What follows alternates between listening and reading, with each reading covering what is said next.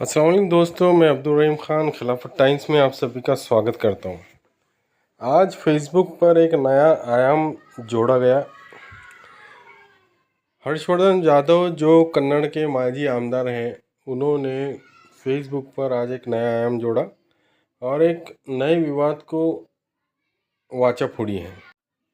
बनौटी में अपने भाषण के दौरान उन्होंने एक ऐसी बात कह दी जो विवादास्पद हो सकती है।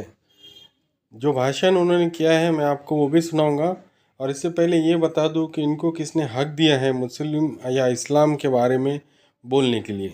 इन्होंने जो कहा आप ही बताइए कि यह ये भाषण सुनने के बाद मुझे ये समझ में नहीं आया कि टिप्पणी किस पे करना चाहते थे, मुसलमानों पे करना चाहते थे या इनके विरोधी जो है उन पर करना चाहते थे। तो आइए देखते हैं दोस्तों, इनकी बनौटी का जो भाषण है वो मैं आपको सुनाता हूँ। कुछ भी करो, ये हर्षवर्धन जाधव खड़ा नहीं रहना चाहिए। ये कभी खड़ा रह गया तो अपना बिस्मिल्लाह पक्का। अरे गधे के बच्चों, तुम लोगों को क्या लगता है कान में भिड़े है मेरे?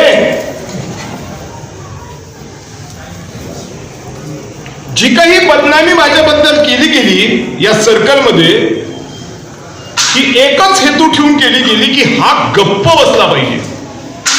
कारण हा गप्प नाही बसला तर त्यांना हे निश्चित माहिती आहे की हा आपल्याला गिळून टाकेल, चावणार पण नाही तसाच। मी या परिसरातल्या लोकांना एक गोष्ट जबाबदारीने सांगतोय, नीट ऐका। संकेतने आता विवरण केलं ते परफेक्ट विवरण केलंय।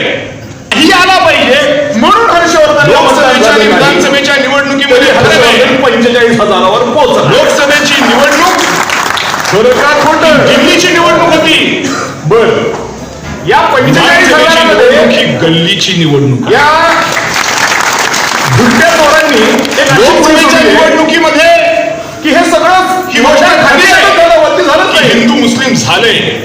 अरे बॉस, ज्यांना इम्तियाज जलीलला मतदान 30,000 झाले, त्याच्यात 45,000 मतदान करायची इच्छा असली तर त्यांनी इम्तियाजला मतदान केले।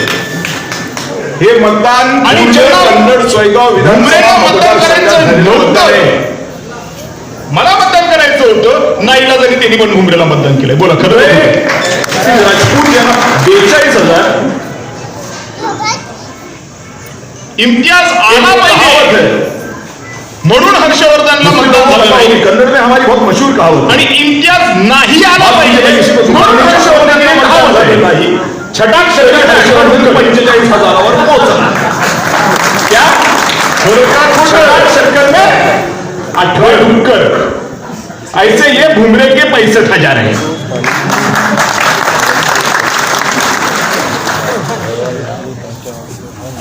गलत है क्या?